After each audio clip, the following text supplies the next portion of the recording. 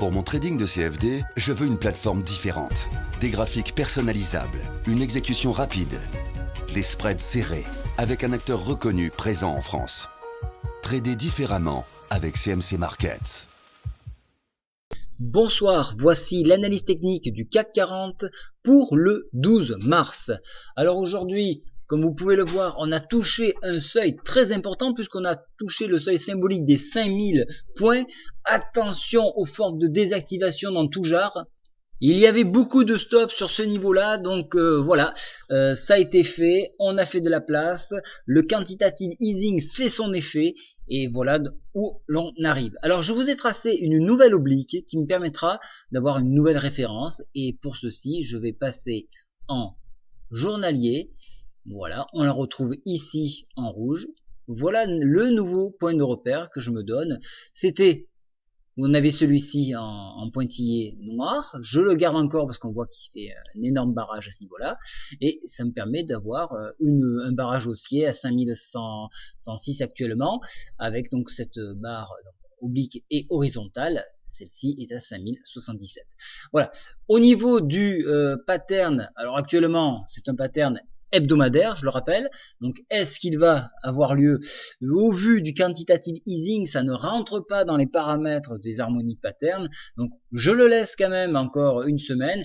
Pour l'instant, il y a un décalage donc de CTA 56 de 50 points. Ça commence à faire beaucoup. Il risquerait d'être invalidé. Donc, en raison du quantitative easing, puisqu'à partir depuis lundi, on a quand même injecté 3,2 milliards. Donc, c'est quand même pas rien. Alors, maintenant, au niveau graphique, à quoi faut-il s'attendre? Alors, je vois déjà que l'arc Fibo vient d'être une nouvelle fois de plus dépassé. Alors, je vais en rajouter un nouveau. Et donc, je clique donc sur mon arc ici pour le repérer. Alors, je vais descendre un petit peu parce que l'arc descend beaucoup plus bas. Je clique ici. Voilà, et je vais avoir mon repère qui s'affiche là. Donc, je vais avoir ma liste d'arc Fibo, je prends le plus bas et donc je n'ai que à le modifier et je vais le passer à 327.2 histoire d'avoir un nouvel arc beaucoup plus loin celui-ci, mais un point de repère. Voilà, donc voilà un petit peu le point de repère. Alors vous voyez que ici donc nous avons l'arc Fibo qui se situe exactement sur le support oblique en pointillé. Le nouvel arc Fibo qui pousse ici jusqu'à 5110. Et regardez, il y a quand même beaucoup de résistance à ce niveau-là. Alors, est-ce que ça peut être un point de rendez-vous pour un éventuel short? C'est une possibilité. En attendant, le point principal premier que nous avons se trouve à 5030, le haut de la Bollinger, et en dépassement, donc les 5077.